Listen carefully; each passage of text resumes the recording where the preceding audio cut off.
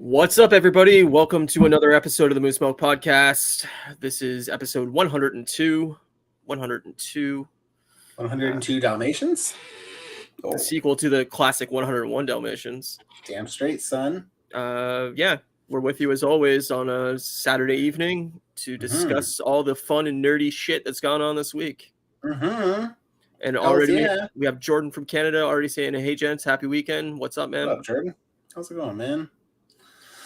You are Moose Milk Media. I am the Great Count of Sugarloaf Road. Sure are. I love Sugarloaf Road. I miss Sugarloaf Road. That's a good inside joke that dates back from when I moved to British Columbia.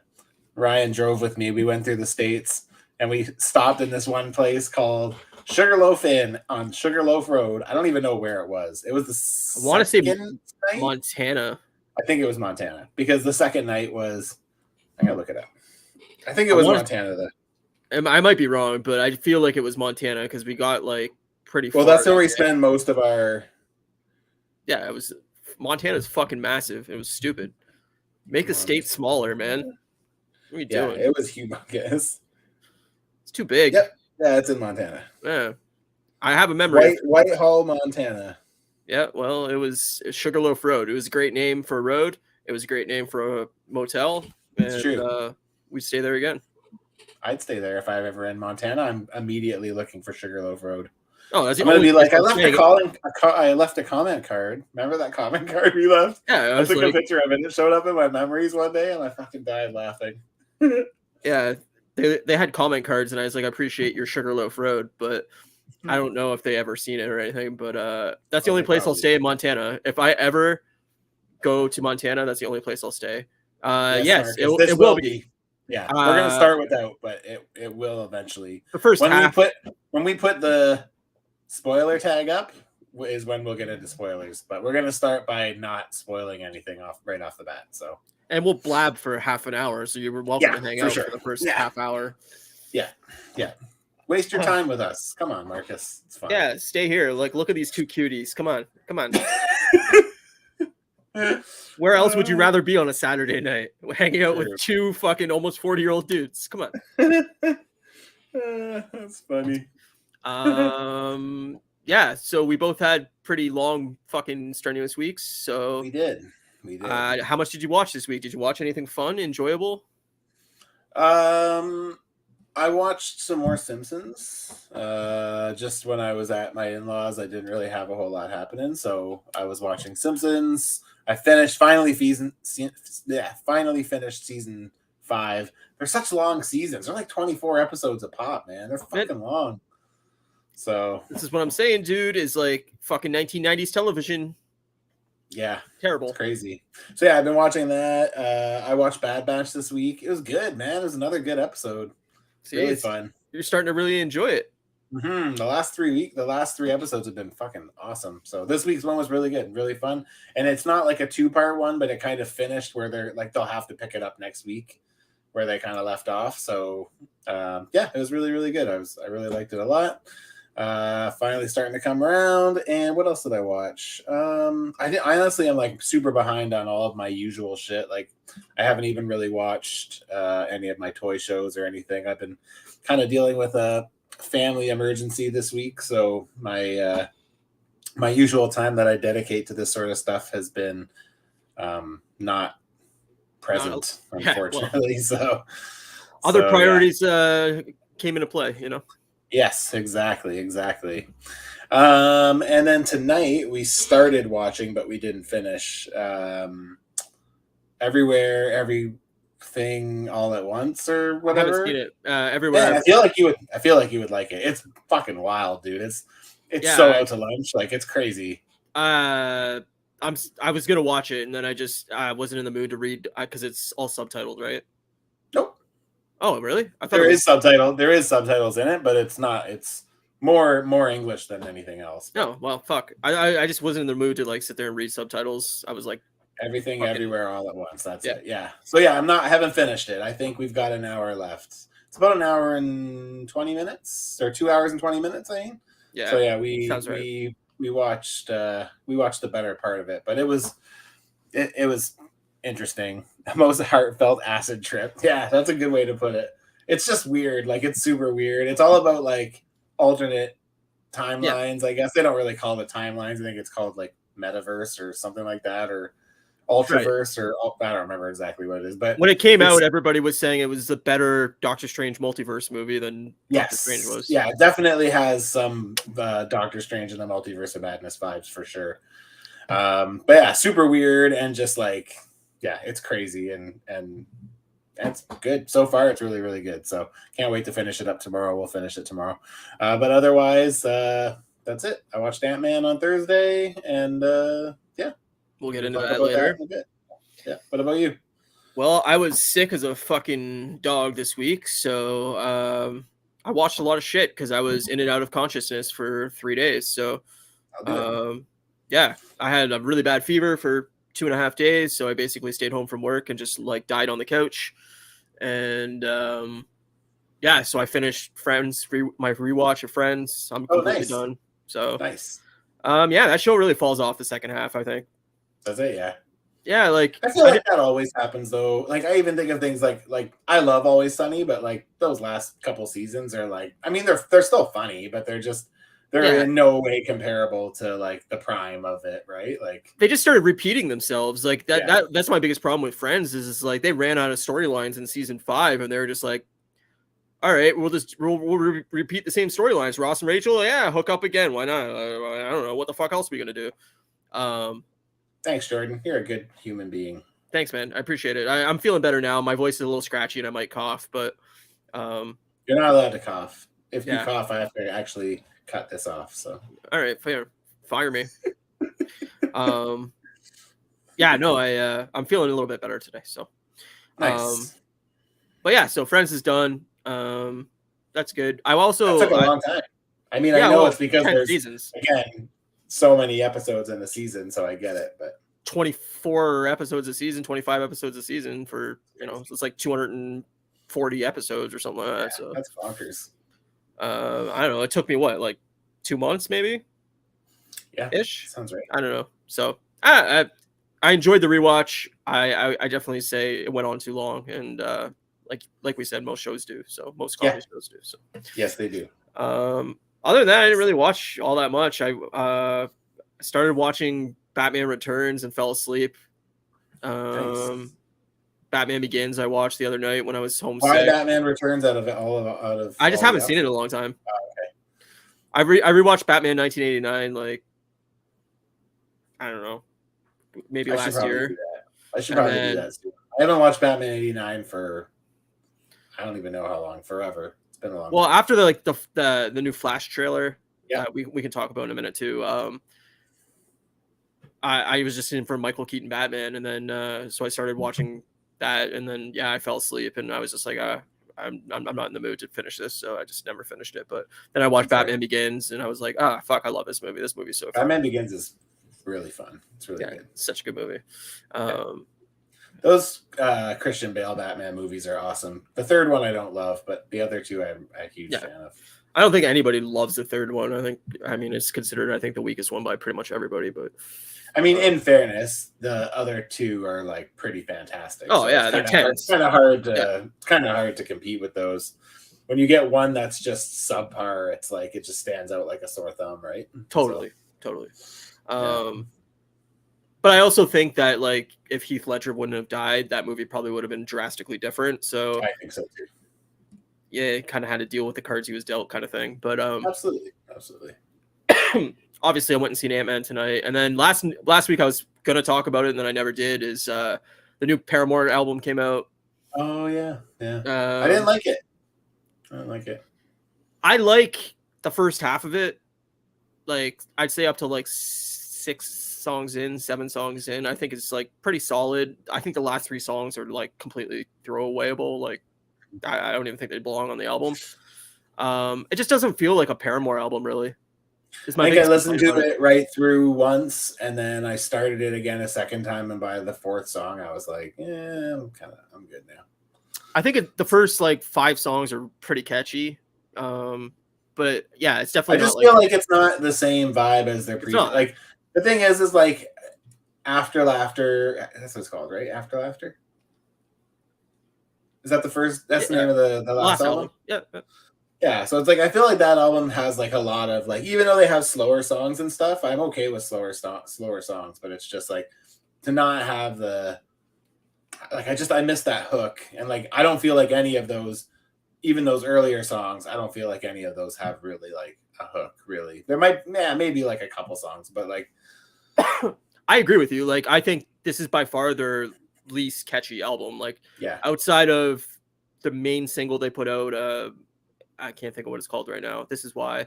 I don't think I think a lot of the songs are lacking complete hooks. I would Jordan from Canada. I would say check out After Laughter. Yeah, After Laughter is really good. That was their last album. It was really good. That's my favorite album of almost of all time. Like it's in my. To be honest with you, though, like I still think Riot holds up well. Riot's amazing. Yeah, Riot's their one where they kind of got popular off of, and like I think it still holds up very. If you want like a more, I listened to it not that long ago, and I was like, oh yeah, it's great. If you want like a more like pop punk album, then I would say listen to Riot. And if you want more of like a pop, I don't even know what to call it, like a rock. It's not even rock, though. I mean, I don't know what it is. It's not rock, pop. It's not pop punk. They've definitely evolved from the pop punk. But After Laughter is great. Like it's just lyrically really, really well written. And After really Laughter is probably like one of my favorite albums, like ever. Same. Like it's really, really good. But yeah, no, I was kind of disappointed by their new album. I just think it's short. It's like 35 minutes, and yeah, I think the last 3 tracks are probably like throwaway songs that they cut from Haley's solo albums. They just don't feel like they fit on these albums at all. They're really mellow, they're really slow, they bring down the pace of the album completely to just like a standstill. So I stopped listening after that, like at song 6 or 7 or whatever it is. I just turn it off.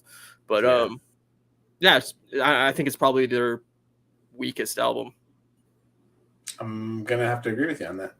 So that's a bummer. But I'm looking forward to new Blink. Blink put out that kind of that link to like save new music or whatever, you know. They posted that thing that's like, pre-save all the new music or whatever. So I'm like, oh, that must mean something's coming pretty soon then. I have a feeling it's going to be a stealth release, but that'd be great. I just don't think they need the promotion. They don't, you know. Man, they're still rock. Edging is still in like the top radio. Terrible shame. I fucking love that song. Song is so it came bad. It came on today when we were driving home from Towson, and yeah, I was like, oh man, I haven't listened to this in a little bit. It's so fucking generic. I love it. It's so good. I don't need Blink to reinvent the genre. I just need them to do what I need them to do. Fair. And it worked. And it works for me. I'll listen to the album when it comes out, but like my expectations are low. Oh, it's like below low. In a dumpster on fire. I mean, the thing is like anybody who knows me well knows that like I'll still like it even if I hate it because it's Blink and that's just me. But yeah, I don't know. I mean, I think I've only listened to 9 once, and I was like, yeah, not for me. There's a few songs on 9 that like will come on like my shuffle every once in a while. I usually skip them, but still, there's the odd once in a while where I don't. But yeah, for the most part, like 9's pretty forgettable. 9 is like exactly what I didn't want from a follow up with Matt Skiba Blink, but that's okay.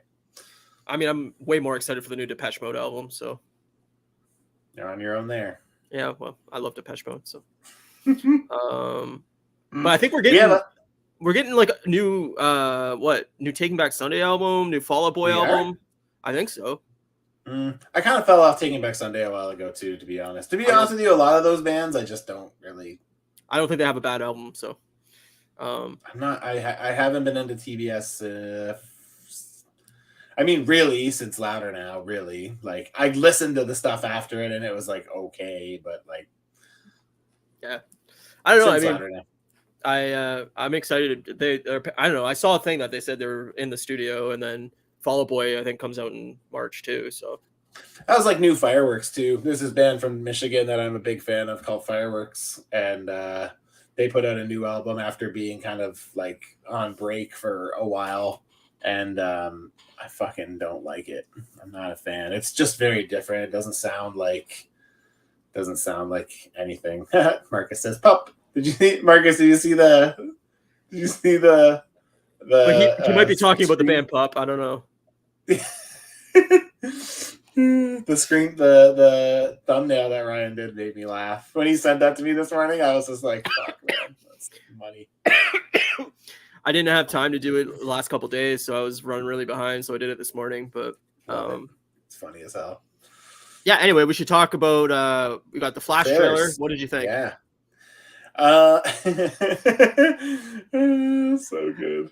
Okay, so the thought process behind that, it was like I put Matt as Evangeline Lilly, the Wasp, whatever, and I was like, wow, he's got a really nice rap. Because I got a hot bod. Yeah, exactly. Yeah. So I was like, well, it's not fair if I'm Scott then. So I was like, I gotta be the other chick, his daughter, and so I was like, all right, so I'll make Finnegan Antman. That's funny. But yeah, what do you think of the trailers? We got a Guardians trailer, we got a Flash trailer. All right, yeah. I want to start with Guardians first. Sure. Yeah, I love it. I'm so excited for Guardians, honestly, man. I got to see these both in theaters with Antman, and like, yeah, I'm so excited for Guardians, honestly, man. Like, I'm gonna fucking cry like a little girl, man. I'm just gonna, like, I already know I'm going to, like, I'm gonna be an emotional wreck when I watch that. So I'm super excited for it, but yeah, it's looking pretty fucking promising to me. So I mean, the new trailer didn't really like move the needle more for me or anything. Like I was already pretty excited for it, and it was just like, it's another solid trailer. I'm excited for it. It didn't really make me more excited for it, but yeah, I can't wait for. It's on my birthday, so that'll be a fun birthday present. But Adam Warlock looks fun. Evolutionary looks fun. I really don't like his casting as Adam Warlock at all, but it's definitely wouldn't have been my first pick. But I think he looks good. Seeing him in the part and like seeing him in action, I think he looks pretty promising. So yeah, he wouldn't have been my first pick, honestly. But I'm different. I kind of stopped caring about like the casting of stuff when I was wrong about Heath Ledger. I remember when they cast Heath Ledger, I was like an upheaval about it. I was just like, oh my God, what a fucking stupid choice. And then when I saw it, I was like, what the fuck? Eat those words. Totally. Everybody did that though. Everybody was like, Heath Ledger, what the fuck are you doing? The guy from the cowboy movie? No, thank you. No, thank you. Marcus says, I really love the Guardian suits in this new movie. I hope the send-off is done well. Yeah, me too. So who are we all thinking is going to die here? I think the only like characters that are really safe is Rocket and Groot. Me too. I think anybody else is pretty. I definitely think like I could see pretty much anybody else dying. Me too. Drax is for sure gone. Yeah, I agree. Drax. I think Nebula is going to be gone. I feel like Star-Lord's going to be gone. I do too, because they've basically all the actors have basically like, I'm never doing another. Well, that, and I'm never doing a Marvel movie again, basically, said Dave Bautista. So yeah, I can't see them keeping his character around. And yeah. Dave Bautista is like the guaranteed dead one because he's pretty much verbally said, I'm not coming back. So yeah, I don't think anybody else has at this point, but yeah, I'm honestly, man, like it's going to be so fucking sad. Yeah, I agree. Totally. I personally hope Mantis and Nebula at least survive. Mantis is a member of the Avengers, so we can see her stick around for a bit. Yeah, I hope that they all don't die. But I really hope Nebula survives just because she's so like weird and quirky like Mantis that like we need that like different tone of character to be in the Avengers because everybody else is so vanilla and generic. The reason why I feel like Nebula is going to die is because I feel like there's an emotional weight between her and Rocket. Like, especially because they were the only two Guardians that survived the snap. So, like, I feel like there's this, like, super heavy weight that's going to be on him if he loses Nebula, too. Especially because it's, like, kind of unspoken. Like, it's not something we've really focused a lot on, but I can imagine that in this movie being focused around Rocket, that there probably will be some degree of that in this, like, showcasing that relationship that they kind of built while they were the only ones alive. So well, and like to me, like Rocket is like a cute little animal. These movies are generally geared to a family audience. I can't see you killing off Rocket. kids No. would Well, be plus you fucking. could keep it like he's never gonna age out of the role. Like he's Well, just that's exactly it. Is that Yeah. too? But I mean, like kids in the theater would be fucking like Yeah, true. hanging themselves on the, like it'd be a terrible thing. So, plus like it's just like a weird, quirky character. Same with Groot. That like Yeah. to have them as part of the Avengers team on Earth, I think it would just be like a weird thing that'd be fun. So Yeah. I kind of see them sticking around. But That part with Groot and Star-Lord with the guns, and yeah, Groot it's has like awesome. all the arms out with the guns. I was like, oh man, that's fucking cool. No, that's totally So awesome. cool. And yeah, I don't know. I like you said, like the actors can't age out. You could pretty much get the voice done by computer, generated shit. Well, the thing is by now they could just buy Cooper's voice off of him, right? Like there's enough stuff. Exactly. And, that's like, what I mean.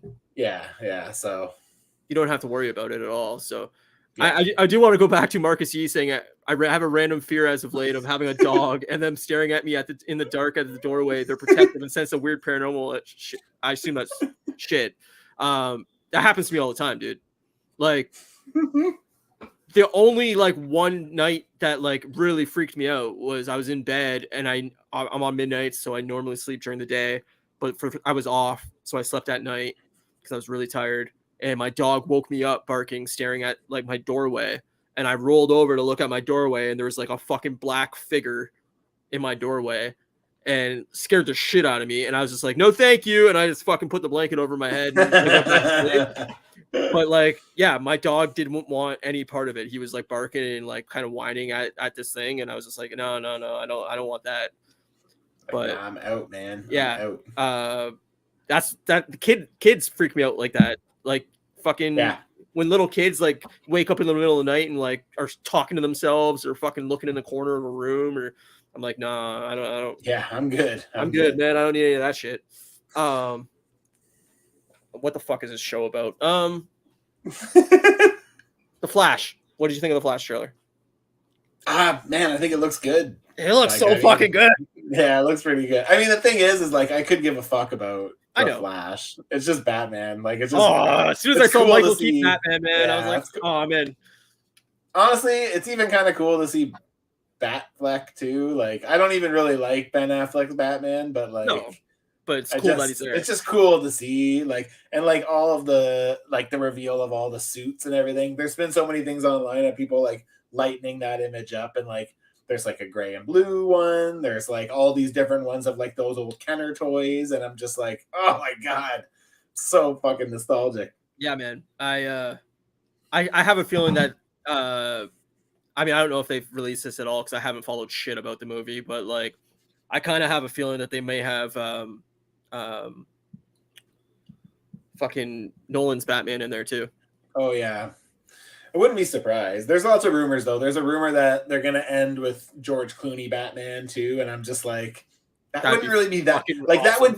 that would just be weird and funny, but like I would love it. Who's asking for that? Me. Really? Yeah. Bring back Schwarzenegger. Bring back Schwarzenegger. Oh, Mr. Freeze. Yeah. No, I see dead people. That's the first time I've ever seen a ghost, honestly. But like, I've had spooky shit happen to me, but like, I don't believe in ghosts at all. I'm atheist as fuck. Like, I don't believe in an afterlife. I don't, you're dead. And so seeing that shit was like, I'm freaking out. Yeah, hell yeah, man. Bad nipples. That movie is dog shit, but I love those movies, man. Like, I watched Batman Forever and Batman and Robin like so much as a kid. Oh god, I didn't like them even as a kid. I didn't like them. Oh, I knew they were bad. I knew they were bad movies, but I didn't give a fuck. I was just obsessed with Batman, and Uma Thurman is fucking gorgeous as Poison Ivy, and I was like, oh yeah, give me more of that. Flash them bat nips. Hell yeah. Marcus, he says Flash movie looks good. I don't want to get my hopes up, but I've heard good things from test screening so far. But at the end of the day, nobody likes Ezra and condones their actions. Yeah, I'm going to definitely agree with that. I mean, the thing is, at the end of this, they could just recast him and it won't matter, I don't think. So they're in a really tricky spot because I have a feeling a lot of people are not going to see this movie in theaters just to make a point. Because of Ezra Miller. But I also think that if this movie bombs, they're going to blame it on Ezra Miller. but then if the movie does well, they're going to use that as a point to say like, oh, nobody cares about the Ezra Miller shit. We can keep them around. So I don't know. Like I have very mixed feelings about it all. Like, if this was like day and date somewhere on like HBO or whatever, then I would totally just watch it at home and not give the money to the theaters. But yeah. I don't know. The movie looks great, and like, yeah, it does look good. I have a feeling it's gonna be a really solid movie, but me too. Who knows?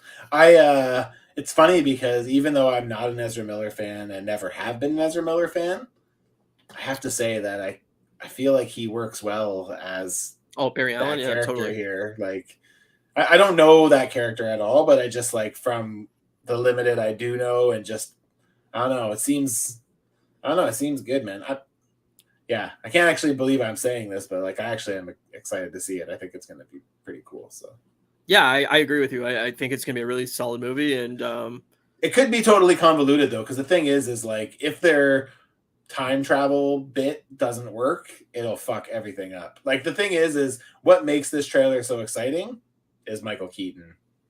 And like even Kara, like Supergirl, I think looks really cool and like comes off as being like a force to be reckoned with, which I love. So, but my question is, like, they announced that Supergirl movie with the new DCU. Is this that character? Or are they? I bet you they're gonna wait and see how this does. So, like, I'm very curious if this is like, oh, we casted a Supergirl and then we're gonna recast her for the next movie. Like, fuck, man. If this does well and she's well received, I bet you that's why they haven't said anything, because they're just waiting to see. If this does well, they'll keep her, and if not, then they'll redo it. Marcus says choosing not to recast is such a poor decision, regardless if the film does well or not. Yeah, I agree. They should have used it as an opportunity to definitely recast, and they may not just want to not do that before the movie's out to hurt the movie, but Sasha Cali as Supergirl, if for some reason she's not back as Supergirl, I'd love to see her as Raven. I think she could fit. I agree with that. I don't know. I don't know what they're doing. I think it's a convoluted mess of a fucking universe, but the movie looks good, so we'll see what happens. The thing is they kind of have to start somewhere, and because this stuff's all in play already, they're gonna try to make it work as best as they can, right? Like they're gonna try to work behind the scenes to make this play into the DCU. And kind of finish off. Like my guess is that even like seeing Zod back and all that, awesome like too. I feel like they're gonna do the best they can to kind of put the Snyderverse to rest gracefully, so that way they can try to get back some of those fans who are like currently boycotting the shit out of them. So that, and I'm really hoping that like the Zod thing and the Michael Keaton thing aren't like throwaway 2-minute segments of the movie, and like these are actually like big story arcs of the movie, because otherwise I'm going to be really disappointed if Michael Keaton's in the movie for all of 6 minutes or something. I'm going to be like, fuck this, but I hope they play a substantial role. But it's also what Marvel did with the Doctor Strange movie, right? It's like, oh, there's fucking Patrick Stewart. And it's like, oh, he's in the movie. The thing is that whole bit with Professor X, who could have taken it out and it would not have changed the outcome of the movie at all. So yeah, no, I agree. That but whole like piece was all they used it as a marketing gimmick, and I'm hoping that they didn't do the same thing for the Flash, where it's like, oh, it's a marketing gimmick, Yeah, I agree. The other two things we should get into before we get into Antman and the Wasp is the Marvels got delayed till November. Yeah. And there's reports going around that Disney / Marvel is only putting out 2 shows this year instead of the originally planned 6. Yep. That apparently only Loki season 2 and Secret Invasion. Secret Invasion, are coming out. So that's interesting. It is interesting. We kind of talked about how, DC is paring back their schedule and they only want a limited amount of stuff coming out per year, and that maybe Marvel should follow suit because they're just slamming shit down people's throats and nobody's watching it. Yeah. So it seems like they're kind of taking that to heart. I know that like Bob Iger, who's like the CEO of Disney or whatever, I think it was last week or the week before, it came out and said like Disney Plus is like bombing for them. Like it's really? Oh yeah, like it's losing them so much money. Crazy. Like they basically said like straight up like streaming is a loss like leader. Like it's always you can't make back. The thing is like it's hard because these studios need to learn to like take less of a win. Like they need to stop looking at all these things as needing to make $1 billion, so that way, shareholders and shit can like take home all this cash, right? Because like we talked about last week, like the movie going experience is changing and is going to continue to change, and if they keep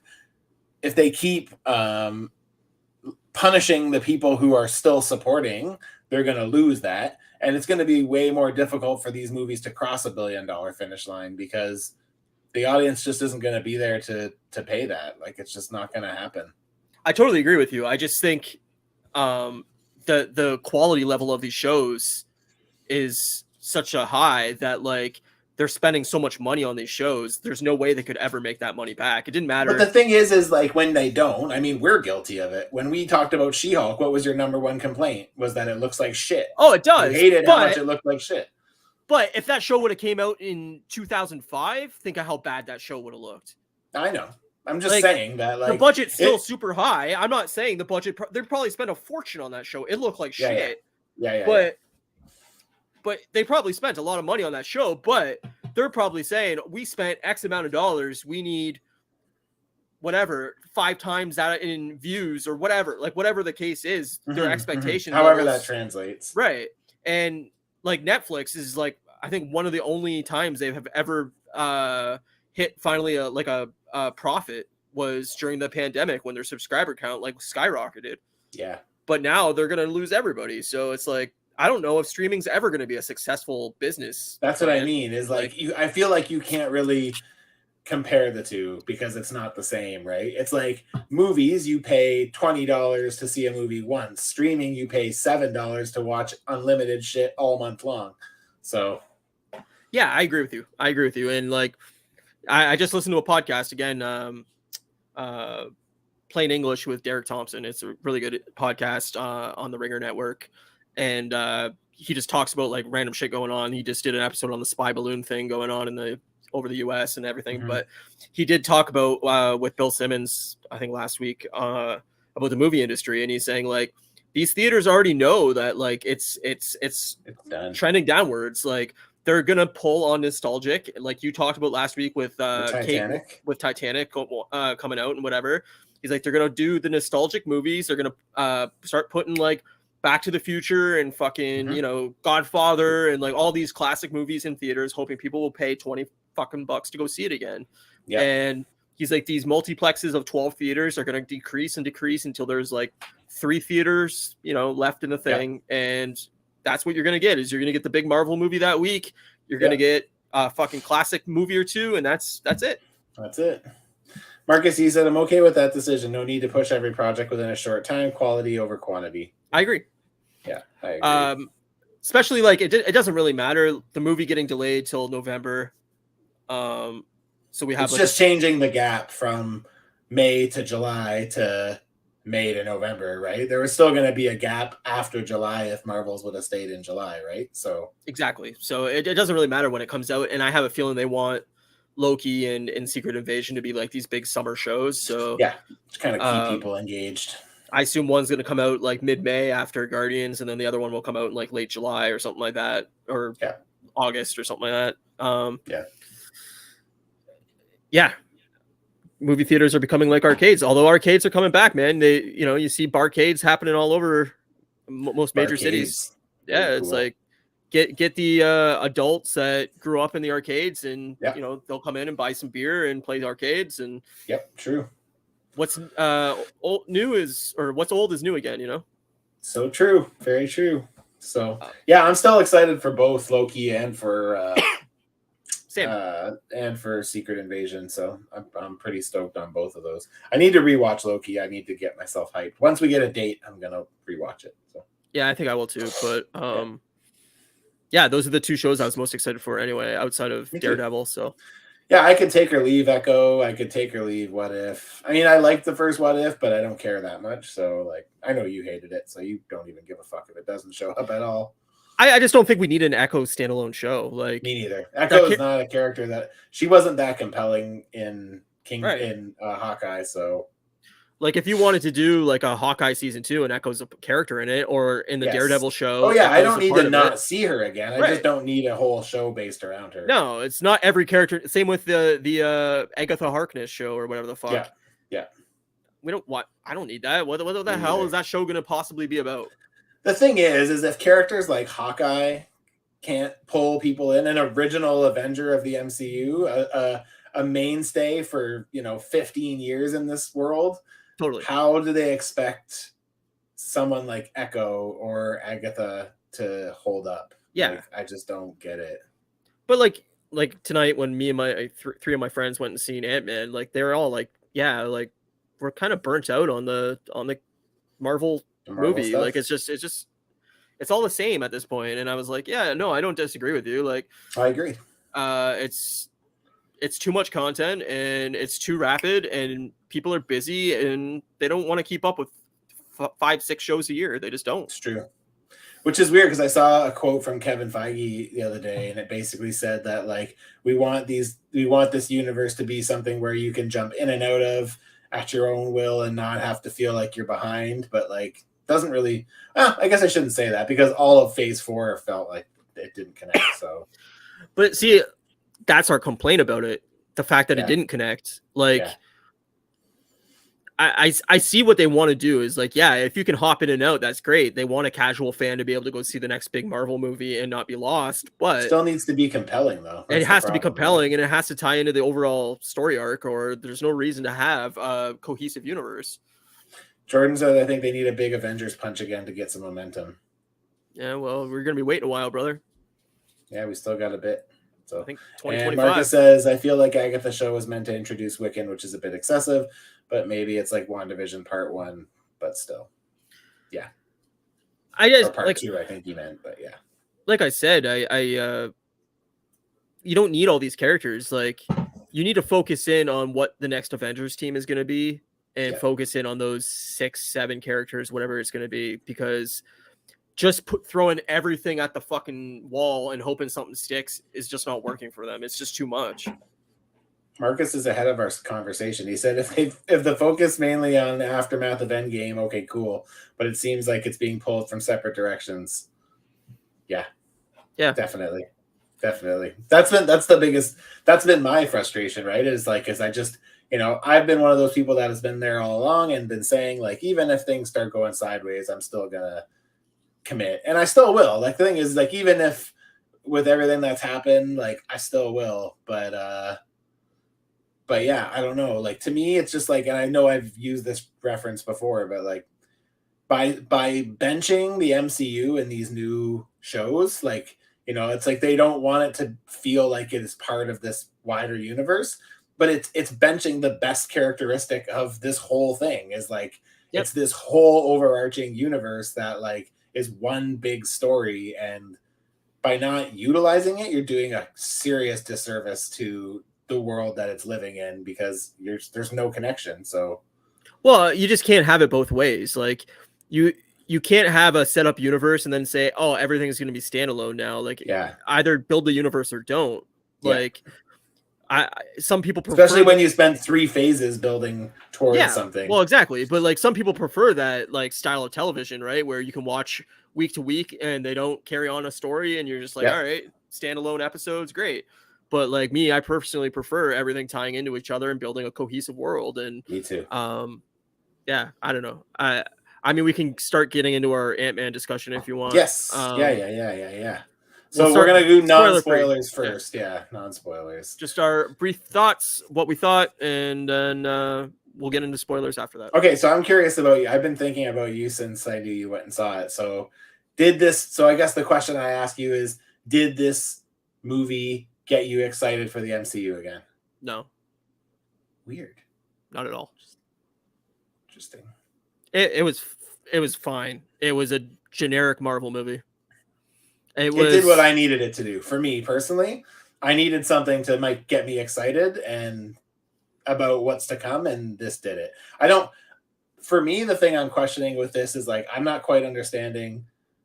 Like I'm having a hard time like putting together the negative reviews that I've been reading about it. I don't quite get where those are all coming from because I thought it was pretty fun. So I'm not saying fine. it was like, I'm not saying that it was like Endgame, but it was fun. I thought it did the characters a good service. I don't think all of them were utilized to the best of their abilities, but I also think sometimes to tell kind of more focused story, you need to, not have to worry about developing every single character in the whole thing, right? You know what I mean? Like this story really does focus mostly around Scott and his daughter and Sharon and Michelle Pfeiffer. Janet. Yeah. I Really? No, it does. I mean, with this isn't even a really spoiler, but like, there's no reason to have Evangeline Lilly in this movie at all. Yeah, she doesn't really do a ton. I mean, I guess she does, but not really, though. She doesn't really have like a story of her own. She could have been completely cut out of the movie, and I don't think it would have changed literally. Well, I don't want to say this part because it's a spoiler, but there's one part would have been pretty difficult for this to turn out the way it did without her. So I don't agree with you, but But again, like I'm okay with that. Like yeah, I'm okay with that. I don't know. I think if you're going into this is saying like this is going to be a big change from Phase 4 and like Phase 5, holy shit, here we go. Like you're going to be disappointed by it. I think if you enjoyed Ant-Man 1 and 2, this is more Ant-Man.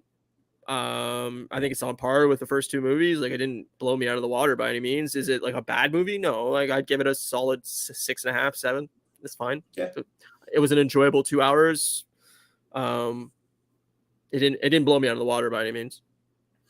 To me, I don't agree with you. It doesn't feel like a Phase 4 movie to me. It felt like it was going in the right direction where it was kind of building towards an overarching an arc, which I think we need at this point. It's like, especially after a whole phase of like really going nowhere. I feel like both in terms of like the 2 after credits things, both moved the story forward, which I liked. I agree with you there. The bad guy here, I mean, it's not a spoiler to say the bad guy is Kang. It was a great introduction to that character, I thought, and I thought that it was a cool way to bring him into this universe, or I guess one version of him into this universe, or another version of them into this universe, because we've already gotten He Who Remains.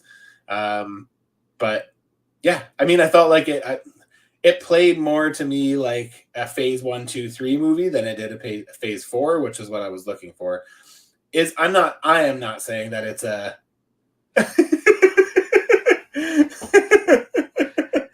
That's great. Fuck! Spoilers! Oh god! No, I agree with like basically what you're saying is like, yeah, there is elements of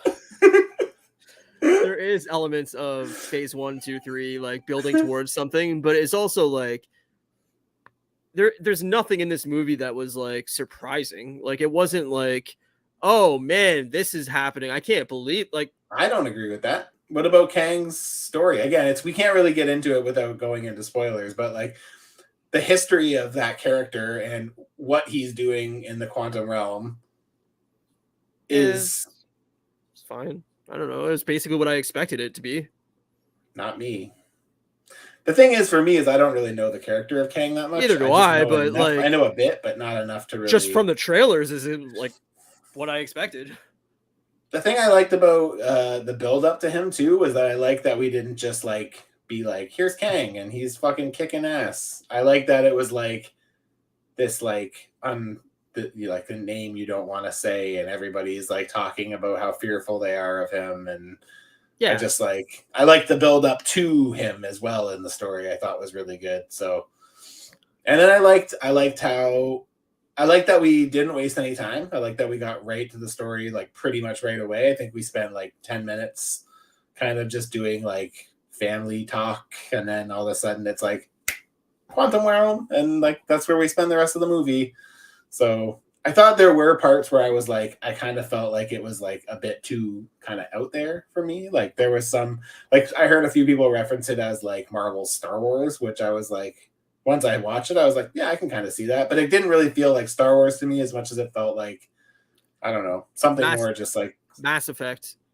Totally reminded me of the video game Mass Effect. Oh, okay. I don't know that. As I was watching it, I was like, this should be a video game, and like that character there that they introduced could be like the fucking gun sales guy that you go up to and buy guns from, and this is like an armor guy, and like I don't know, it just felt like a total video game to me. But yeah, I could see the Star Wars references too, like definitely. It's I mean, we'll get into spoilers because it's really hard to talk about this without it is hard to talk about getting anything. So sorry, Marcus, I know you're probably going to bail at this point, so thanks for sticking around.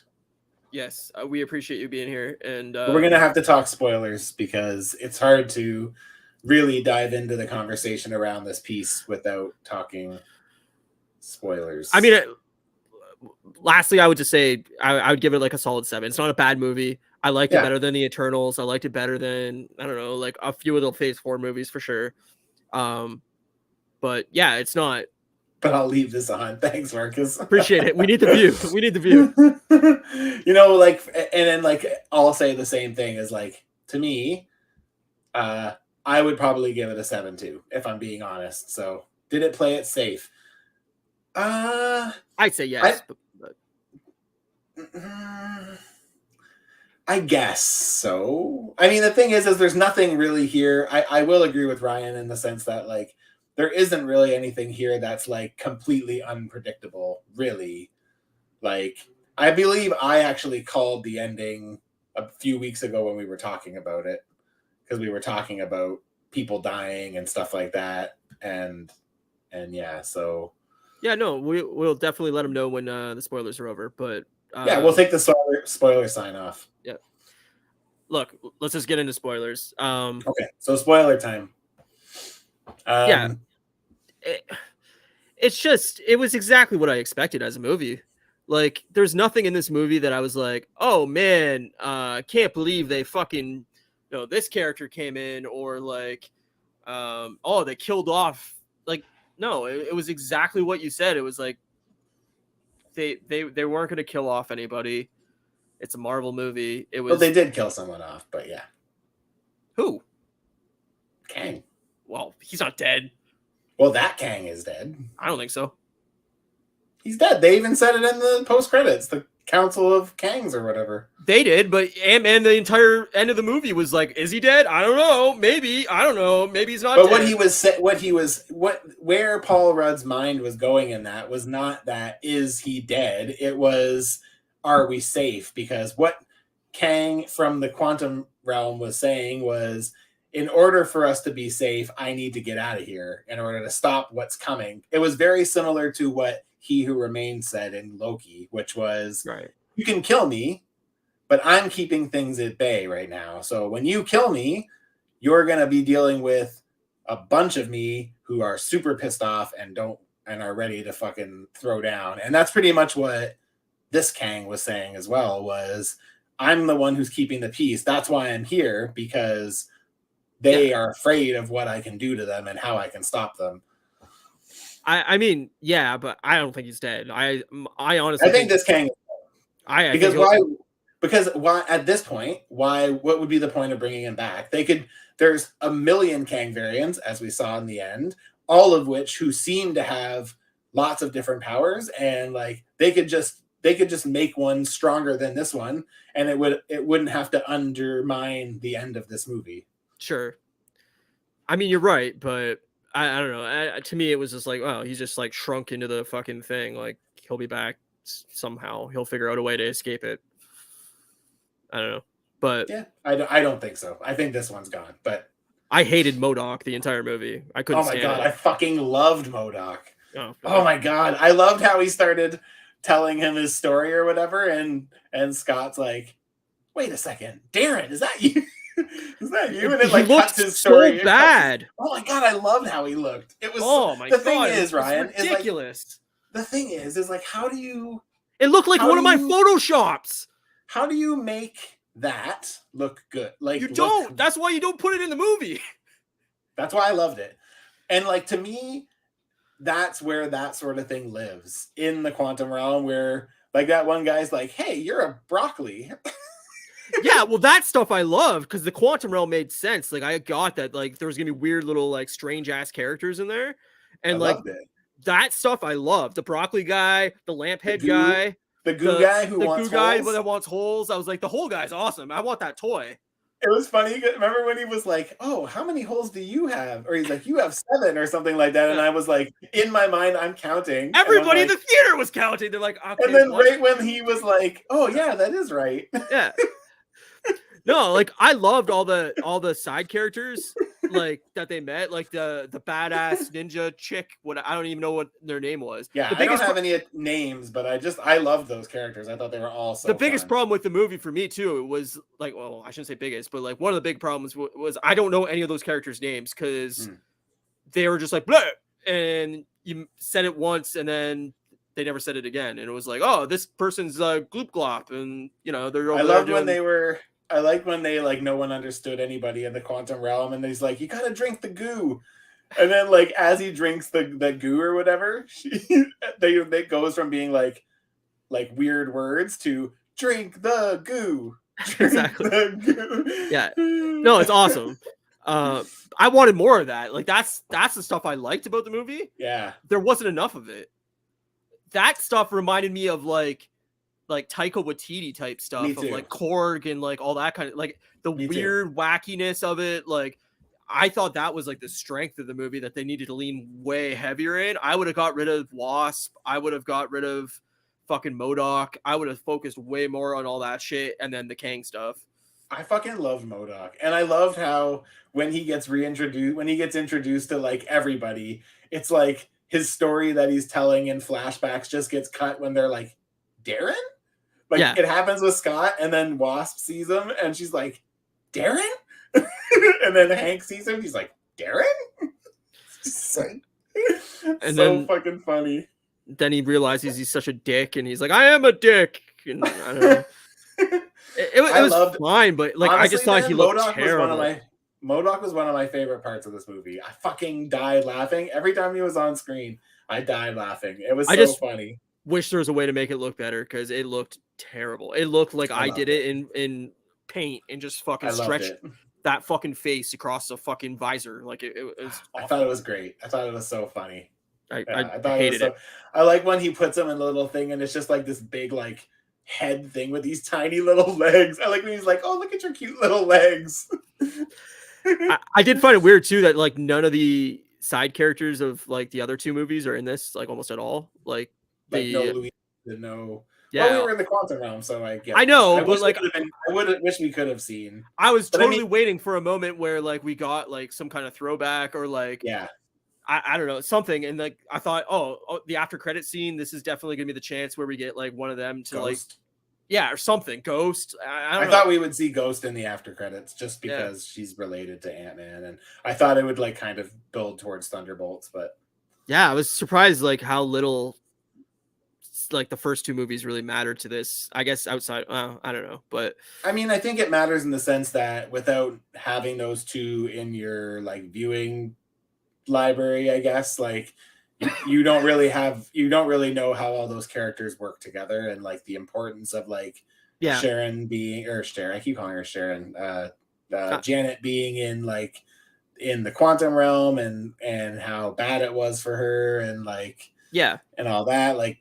So I feel like it is relevant, but in terms of like the overall story, like really the only thing of relevance for those previous Ant-Man movies are just so you understand the nature of Paul Rudd and his relationship with all those people. Outside of that, it really meant nothing, really. But like, I think you could have left Hank out of this movie. I think you could have left Evangeline Lilly Hopes out of this movie, and it really be like a Scott and Cassie movie with now I'm gonna call her fucking Sharon because of you, Janet's like helping them through the quantum realm. Like I don't know, to me there was no reason for Wasp to be in this movie at all. I mean, I think I liked about it was I liked the dynamic between, like, I agree her part was minimal, but I mean, I prefer that she was in it rather than us being like, where was Wasp? Like, she could have been.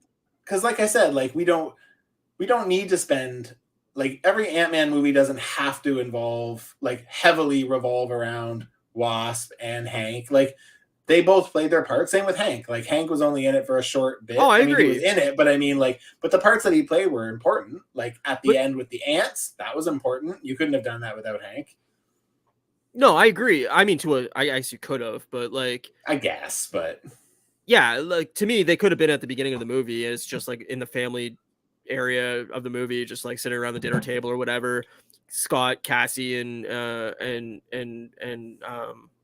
you know, whatever, get sucked into the quantum realm, and then that's the end of the Wasp scene. That's the end of like, you don't need any of the other characters. They didn't really have anything to do with the movie.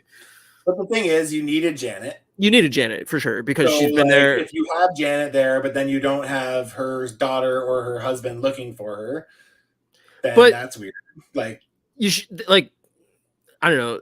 My I problem. get what you're saying, but the fact of the matter is that like if But you like, replace them with somebody else just because you're like, oh well, Wasp didn't really have that big of an impact here, which she didn't. I'm not disagreeing with you there. She didn't. This was definitely a Scott and Cassie and I almost said Sharon. I know what you got me stuff on Sharon. It's fucking annoying. And Janet movie. Like it's not. It's like you might as well utilize them rather than just like some random nobody. Like, but I would have rather them focused in on all these new side characters, like as like part of the team. Like the thing is we're never gonna see those characters again, most likely. Oh, I hope we do. And we will most likely see Hank and Hope and what's her name? The badass fucking ninja the chick. warrior chick. I know I don't know her name. I guarantee she's going to be in something after this. I'm just saying that, like, to me, they played their part. I don't. What is it? Jen Torra. Yeah, I don't know. I'm just saying that, like, to me, like, I'm not disagreeing with you in that their parts were minimal, but to me, I prefer that it's coming from a place of history than just some random person who's like leading them on a quest. Like, yeah, I don't know. I see both sides, I guess, but like Bill Murray too. No reason to be in this movie. Yeah, I agree. But again, I didn't really expect Bill Murray to like have this prominent role, right? He's just kind of like again, that's like so typical of like a Star Wars thing, right? Yeah. Guy shows up for 10 minutes, you think he's on your side, then he backstabs you and whatever. So gonna need a whole count from both of you. Neil, that's so funny. Neil messaged me today and he's like, man, I want to know more about that whole guy. Slime guy. He's like, I want a backstory. I want. Is there an action figure for him? No, not yet. Anyway. Oh, there should be, man. He's the best character in the movie. He was very funny. I like how like after they drank the goo, he would like wipe their mouths. Yeah, and like get him, collect it back on him. It's like, oh, you just drank me. Yeah. Neil says will be. It was awesome. Yeah, I don't know. Like Kang's definitely the standout star of this movie. Oh god, yeah. Me too. I definitely agree with you there. By far. But I liked like the idea of Scott and Cassie's relationship, like being fucked up from everything. Like she was left alone for a long time. Yep. Like she's kind of a jailbird now, where she's in and out of jail trying to help people, and like I liked all that. I enjoyed all that. I don't think it focused nearly enough on their like relation. Like I would have focused in more. I would have taken more. Yeah, I agree. And I did like that. I did like that constant bit between like whole guy better than Kang. That's funny. Great. I did like that like dynamic where Cassie was like really pushing Scott to like do more. Yeah, like, totally. You're an Avenger. You need to like do more. I did really like that because I thought it was really like a good play and a good way to use that character, and especially because Cassie's in.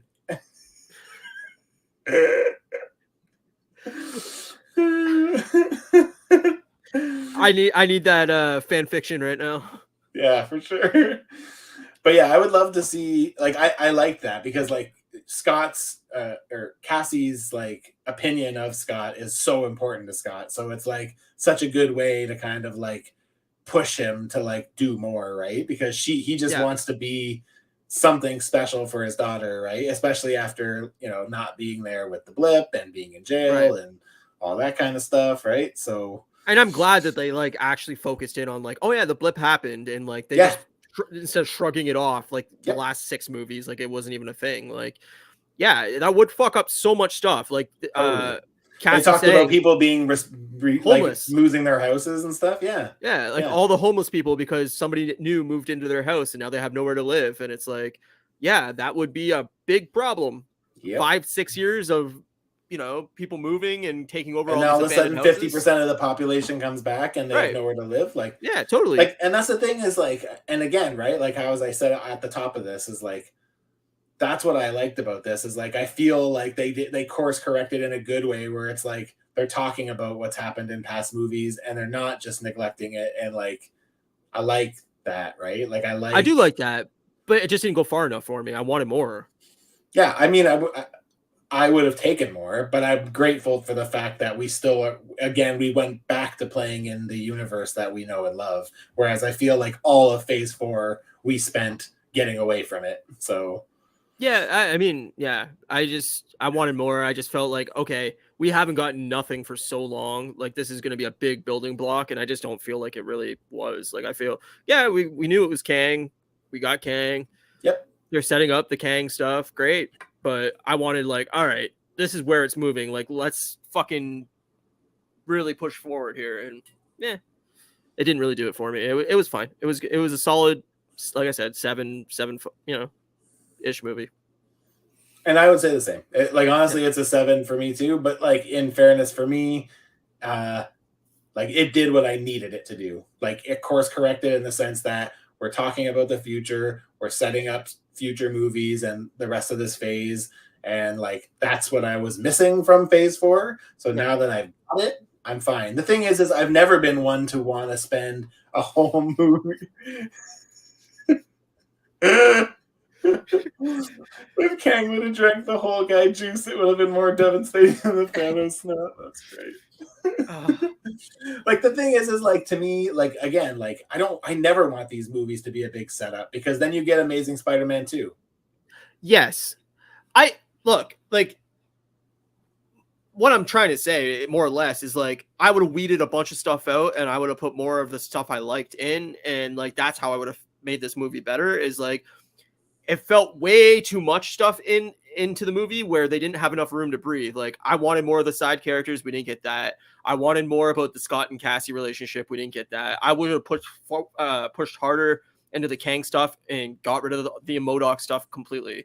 Like there's a good movie here, but what we got was just so convoluted in a 2-hour movie that like nothing got enough time to breathe for me. And I didn't want this to be a 3-hour movie because I'm glad it was a 2-hour movie. I would have just weeded some of the side stuff out and spent more time with some of the like same running time, just spent more time on the things that were good, That's fair. I feel like it was pretty well balanced. So fair enough. I don't think it was the best MCU movie by a long shot. No, probably not even in the top 10. But no. I think it was probably my favorite Ant-Man movie so far. And yeah, I would say. I just like that it was different. Like I feel like most of the Ant-Man movies are usually pretty small in scale. This one felt big, even though really it wasn't, because it didn't even take place on Earth. No, I mean it did, I guess technically, because the quantum realm is on Earth, I guess. But like, yeah. But my point being is that like it didn't, it felt like the stakes were higher than they probably were. Just because it was revolving around like this quantum realm and like losing the quantum realm to Kang, who, I think my only issue I had with like Kang was like, I felt like they didn't showcase how powerful he was. Like all it was him just like shooting lasers out of his hands and making people disappear. And I'm like, I was kind of expecting something grander than that. Right. But yeah, okay. Like what, I agree with you there. The Eternal movie was terrible, so Whole Guy's definitely better than all the Whole Guy was great. What was the Whole Guy's name? Did he have a name? I'm gonna look it up. I'm seeing right now. We need Veb. Veb. It's actually David Dastmalchian or whatever that played. Oh, really? That he was Kurt in the first 2 Ant movies. Oh, okay. Interesting. And he was Polka Dot Man in Suicide Squad. Right. Yeah. Right. Was there anything in the movie that felt new or cutting edge as far as Marvel movies are concerned? No. I don't think so. I mean, the Quantum Realm stuff was cool. Like, it looked visually fun. I guess that's true. But like, it wasn't like anything like revolutionary or anything. Like, yeah, I guess Quantum Realm would be, but I mean, I guess in some ways, Quantum Realm felt a lot like something out of a Thor movie, kind of. Yeah, it was all like you could have done that in a Guardians movie too, like just the land on a planet totally. Of all these like weird creatures and shit. Like, it's not anything revolutionary for sure, but it was fun. Like the characters they did add, like I was like, oh, these are creative and weird and like funny, and I dig. Like all of those characters from the planet, I felt like could have been in Ragnarok. Like, yeah, totally. Yeah, like I said, it definitely feels like a Taika Waititi movie. Absolutely. Yeah. Which I think people are going to be like, ew, but like, I think I liked it better than Thor: Love and Thunder, even maybe. But I liked it better than Lord. I liked this better. I don't know. I actually think I like this better than anything in Phase 4, to be honest. I think the only thing that might give it a tight run for its money is like Spider-Man. Maybe Doctor Strange and Spider-Man. Yeah.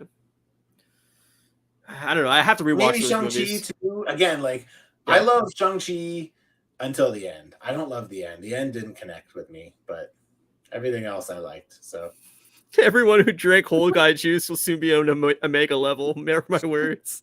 I would love if they brought back whole guy juice like as like a fucking thing within the universe. That would be great. Yeah, I mean, I guess we should get into the tags too, the credit tags. Yeah. So first, the end credit was the Council of Kangs. Man, that's like ripped right out of a comic panel. Yeah, it definitely looked like it was. Yeah. And it was basically just like a coliseum of Kang variants, and they're all talking about how Ant-Man, or how us being humans killed the displaced one, or whatever they called they gave him a name. I can't remember. All the Avengers have to have whole guy juice or they can't beat Kang.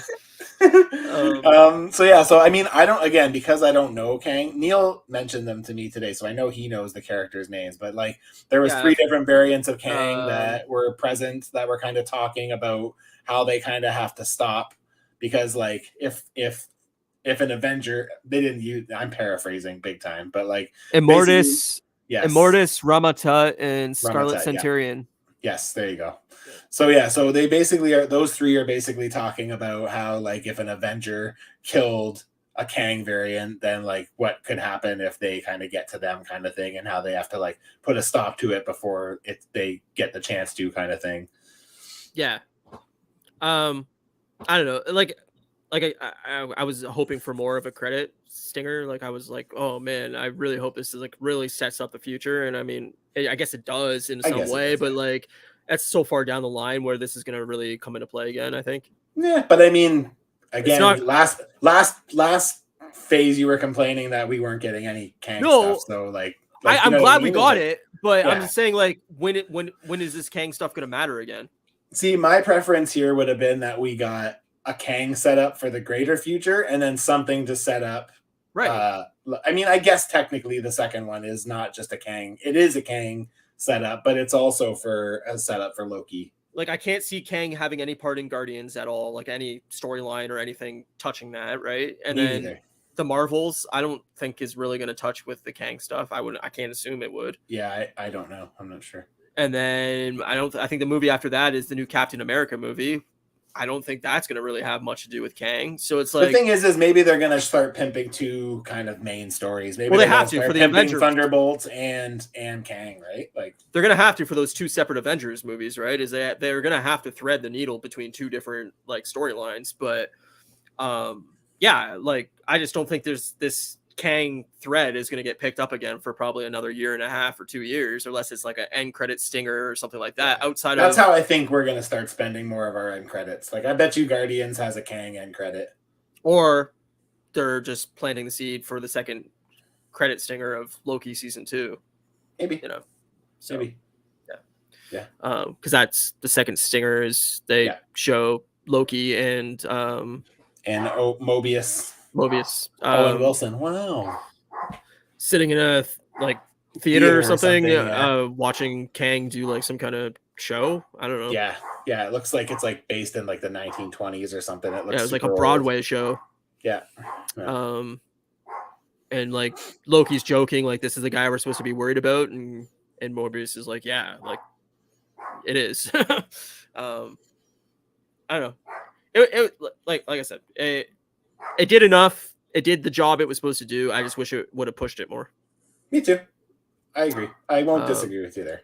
You think they're gonna do a Young Avengers with Iron Lad and Young Kang?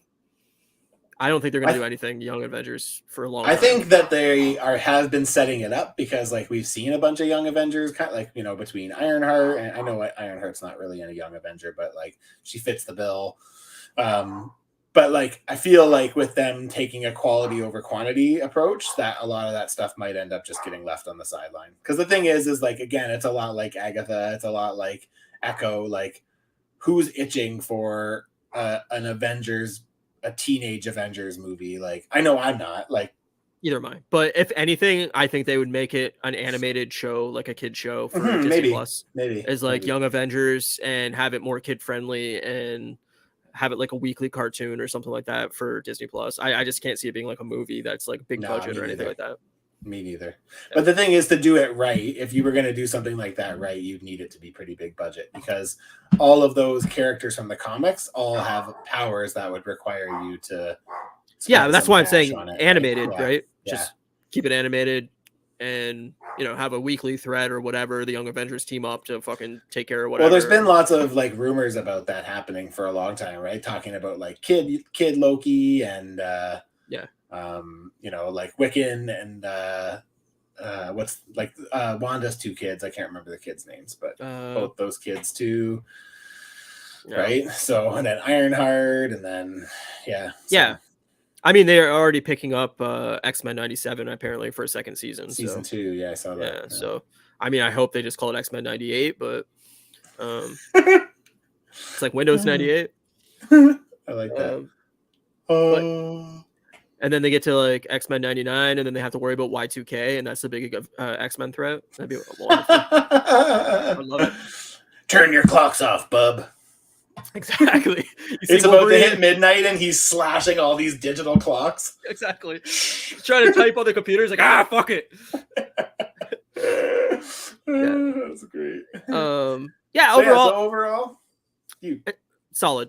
It's a solid, fine, middle of the road Marvel movie. I don't not recommend it. I think it's fine. It's a fun movie. Think it's worth watching in the theaters? Yeah, but I wouldn't see it again. Like I'm sure you'll see it 4 times before it's through, but no, I probably won't, to be honest.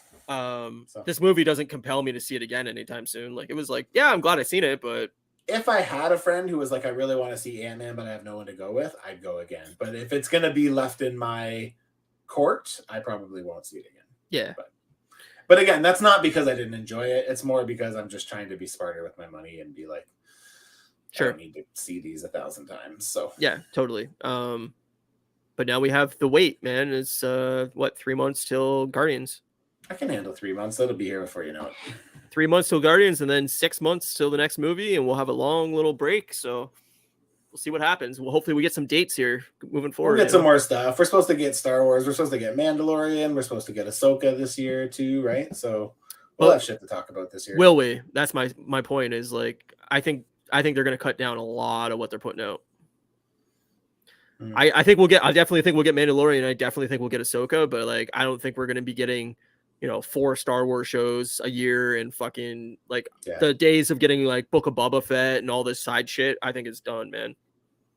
Yeah, I just don't think they saw the returns on any of that stuff that they wanted, like critically or like financially. So yeah, again, it's going to be interesting to see how that all plays out because, I mean, really, what kind of return are they getting on Mandalorian? Like, I'm not saying that people aren't watching Mandalorian. I'm saying, like, who cancels their subscription and then picks it up again because Mandalorian? Oh, I think a lot of people. I think Mandalorian's their biggest show, period. I think it's probably bigger than any of the Marvel shows. I would assume. Yeah, there's a lot of reports saying that Disney's going to sell Hulu because they own both Hulu and Disney Plus. There's no reason to own both. Personally, I think, like I was saying earlier, the podcast I was listening to, there's a lot of rumblings about mergers. I'm going to get rid of the spoilers. Yeah. Tag. Yeah. There's a lot of rumors going around about mergers and like that these streaming services realize that they can't compete against each other. There can't be 10, 15 different services competing against each other because nobody's going to succeed in that situation. They need to go back to satellite packages of like, here's these 4 streamers packaged together for one like $20 fee a month or whatever the fuck it is. But again, though, Ryan, the thing with that is like they're already talking about how they can't make money. How do they make money off that then? I don't know. I don't think they can make money, period. I don't think there's ever a situation where they will make enough money for what they're putting out. I don't think it's possible. Yeah, I don't either. So what do you do? I don't know. I'm not the owner of Netflix. Like I'm not that business guy, man. I have no fucking idea. I wouldn't have gotten into the situation they're in. Like, I think that what they're doing right now is dooming Netflix. I think they're going to lose so many fucking subscribers that they're going to regret this hard because it's going to be so hard to get people to jump back on board. I agree. Yeah. I agree. And Netflix doesn't have enough original shows now of quality that is going to pull people in outside of Stranger Things and I don't know, maybe The Witcher and like maybe a few other shows. They don't have the pull they had 3 or 4 years ago. Like definitely not. And I can tell you, I could cancel Netflix tomorrow, and like my wife would be bummed, but I would be fine because I don't even really watch that. Like what I watch Netflix for is convenience, like in the sense that like I have, we're good now, Marcus. I have all the Communities on DVD, but it's like I've already seen them a million times. But if I needed to watch them, I could watch them there. Like I use Netflix for like my repeat viewings of my binge shows, like Office, Brooklyn Nine-Nine, Community. Did you see they're pulling Arrested Development? No. All of Arrested Development's coming off Netflix and it will not be available anywhere. Good thing I have it all on DVD. I don't have the Netflix seasons, but I have the rest of it. So that's the weird part is Netflix made those seasons and they are disappearing from Netflix. When? Do you know? I don't know. I didn't see a date. It just said Arrested Development's getting pulled. So my assumption the thing is like you own it, you have it. Why would you remove it when you're charging so much? I can't explain that to you without spoilers. So do I need to acquire this whole juice? You do. It's Punchki Tuesday almost. No, you can't say that because Punchkis are not. Did you know that Punchkis are not a thing everywhere? When I came out to BC, I started being like, so where's all the Punchkis? And people are like, what the fuck are you talking about? Really? Yeah. Not a thing out here. Not a thing out. You can't buy Punchkis out here. Oh man, I'm gonna buy so many fucking Punchkis on Monday that I'm gonna be like probably by next Saturday I'll be on an extra 100 pounds. Be a big boy. Whole juice. That's fucking great. I don't know where I was going with the Punchki thing. I lost my train of thought. But That's anyway, okay. Sorry for interrupting. No, it's all good. Yeah, I think all these streaming services are doomed. If I was Disney and I have the amount of money Disney has, I would go buy Netflix right now and merge it with Disney Plus and cut all the fat out of it and just spend on what people want, like the back catalog and the original shows, and that's it. Like March 15th is when the Arrested comes off. There you go. So it's bizarre, man. Again, that makes no sense to me. My assumption is the studio or some of the actors want it off because of how bad it is. But the thing is like the main actors, even though those later seasons aren't regarded with like the best of love, man, they all still talk about it. Like I remember on a Smartless, Will and Jason both said if they wanted to do another season of Arrested tomorrow, they would be on board. But they couldn't even get together to do the last two. Like that's my point. Is like, I mean, this is a whole nother fucking tangent. Yes, it is. But yes, like, why would you do sequel seasons to that show when you knew the actors couldn't even be in the fucking same room together? It just makes no sense. Yeah. So I don't know. I don't understand the Netflix business model, but like how in the States there's like Hulu and fucking all these like so extra ones. Peacock and fucking whatever else, like Paramount Plus. I guess that's kind of here too, but I mean it's terrible here. But it's like they're all competing against each other, and none of them have enough content to succeed. And so merge them together so that they can all just make 3 original shows a year, and there you go. There's your content for the year. You know? Yeah. I don't know. Yeah. Yeah, I mean I think like as I said earlier when we were talking about box office and stuff, right? Is like something's gonna have to give, because you know the days of $1 billion movies, every Marvel movie being $1 billion hit, are gone. They're just, it's not the way the business is set up anymore. And like those shareholders and those people that get those big cuts of those movies need to start to realize that they either have to take less or they're going to have to reconfigure how they do business, because you can't put that kind of content out and get that return anymore. You can't. But that's with everything. It's like all these corporations MGM Plus. all these corporations want constant growth, and that's just not possible. It's not. Eventually you hit a maximum amount of subscribers. Eventually you hit the maximum amount of profit you're going to make. And if you start raising the prices of the subscription, people are going to drop out. You might make more, but people are going to drop out. You're not going to have the people. Yeah. Right. And it's like, to me, I don't know. To me, it's just like eventually you hit a maximum amount of people and you have to be satisfied with what you have. Or I agree. I know that's not how business works, and you always have to try to make more money for the shareholders and all that bullshit. But to me, it's just like eventually you have to be happy with what you got, and none of these corporations ever are, and they constantly want growth, and they want to see year over year fucking growth, and it's not going to happen, man. I'm sorry. I agree. I've subscribed to Netflix for fucking 13 years, and I'm like, I've had enough. I'm out. Yeah, I'm out. Same here. You lost me. I paid $22 a month for the last 5 years. Yeah, probably, I've been paying the premium. I've been paying the premium rate for a long time. Yeah, you lost me. Yeah, I agree.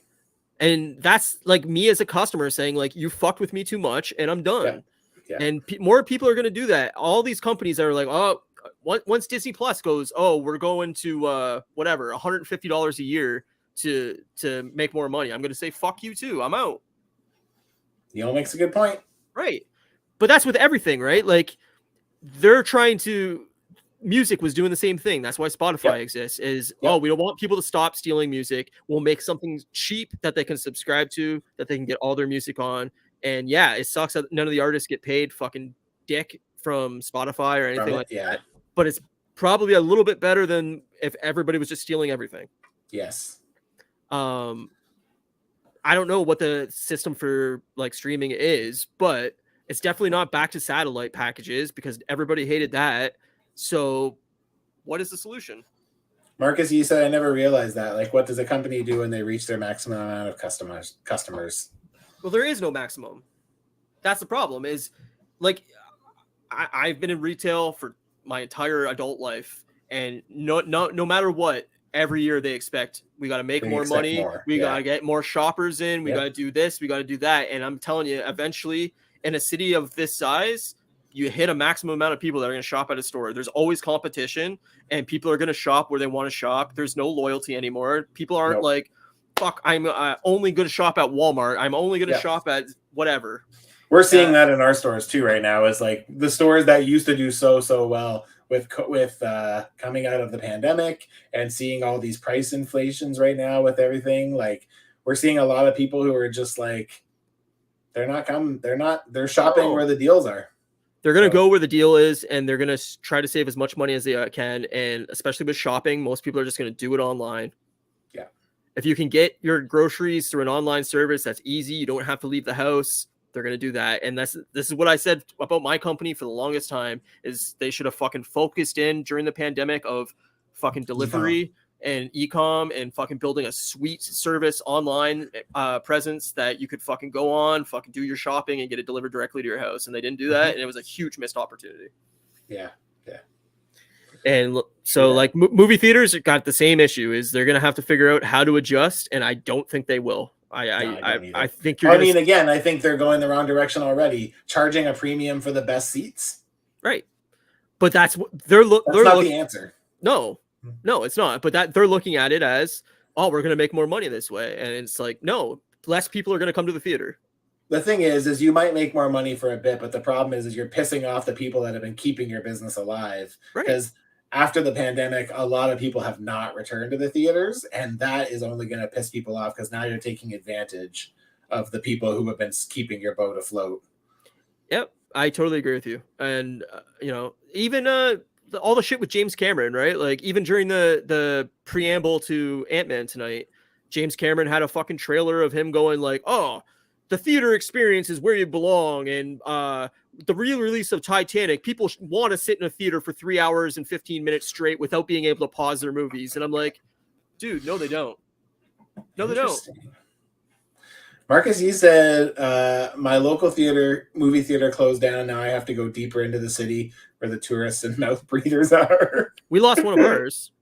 Like yeah, Silver City closed. That's a big one too. Yeah, that was like the big one, and then so we only have like one main theater in my entire city now. So, I agree.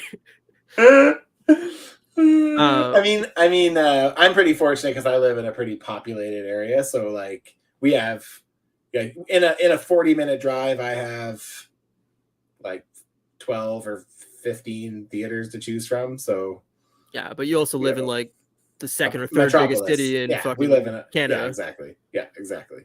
But yeah, I don't know. I mean, we're just rambling now, but I just we do that. I don't know. I think this is all doomed. Yeah, scary times. Yeah, I don't know. Unpredictably unpredictable. And how do these theaters or how do these movie studios pivot once they can't make a $200 million movie anymore? You know, how do you make a Marvel movie with a budget of like 20 million? Yeah, exactly. It's not gonna happen. Nope, it ain't. So yeah, next week we will be back to The Last of Us episode. Can't wait, man. 6. Yes, I think 6. Yep. So that airs tomorrow. But before that, you get a double dose because on Whip Wednesday Live this week, Ryan will be joining me for my birthday show. It's the night before my birthday, which I'm never excited about, but yeah, it'll be fun. We'll be blasting these nips. We'll be blasting nips all night long, man. It'll be good. Singing happy birthdays and just showing our we'll get crunked off whole juice. It's the only way we celebrate birthdays at this age is whole juice. Jordan said, man, the internet is the greatest invention of our lifetime. Changed life as we know it. Yeah, but it's destroyed everything. It's detrimental for certain things. I mean, it destroyed the music. I mean, again, I guess it depends on your take on it, but you know, it changed the music industry. It's going to change the movie industry. It changed the television. Social media is like probably one of the biggest problems of our time. Like they're already saying that like 10, 15 years from now, there's going to be massive studies done about the detrimental effect it had on mental health during like the 2000s and 2010s for especially teenagers. Like they're like, it's going to be brutal. Neil says, you think eventually technology would be able to make movies cheaper? That's a great point. Well, they're spending more. That's the problem. Whole juice cake fans. I would love that. It's on. Technology did make it cheaper in certain respects, but it also, they decided to spend more. You didn't have $200 million, $300 million movies in 1990. Like it just didn't happen. Yeah, true. Yeah, see, there you go. Social media is affected. Yeah, we could keep going, but we're gonna stop because they were So yeah, Wednesday night, join us again. We're back, baby. It'll be a good one. It'll be fun. I'm on vacation, so it's gonna be just a wonderful week. He'll be spicy and pantless. I'm seeing Our Lady Peace tomorrow night. You are? Yes, sir. Nice. That's fun. At the casino, so that should be fun. And that is cool. That's very cool. Wednesday I'll be on with you, and then next Saturday I'm seeing Jim Jeffries, so it should be a good week. Are you be back in time for the show? Are we switching to? I assume so. I don't know. I can't see it being Did I ever to 1.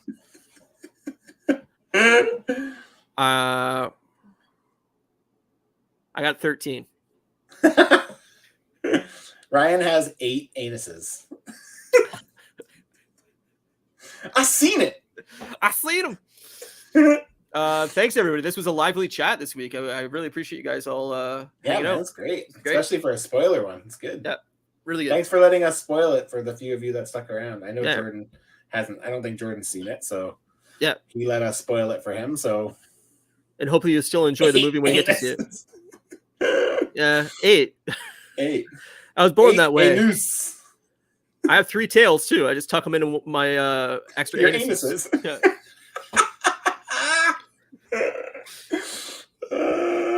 Well, on that note, we will see you guys Wednesday for Whip Wednesday. Follow us follow Matt at Customs by Matthew over on YouTube and Instagram. You can follow me at Moose Milk Media. Subscribe on your podcast service if you prefer to watch the or listen to the show that way. Our show art, not my shitty fucking fake the good art, logo, but the good logo is done by at Jeannie Milnart.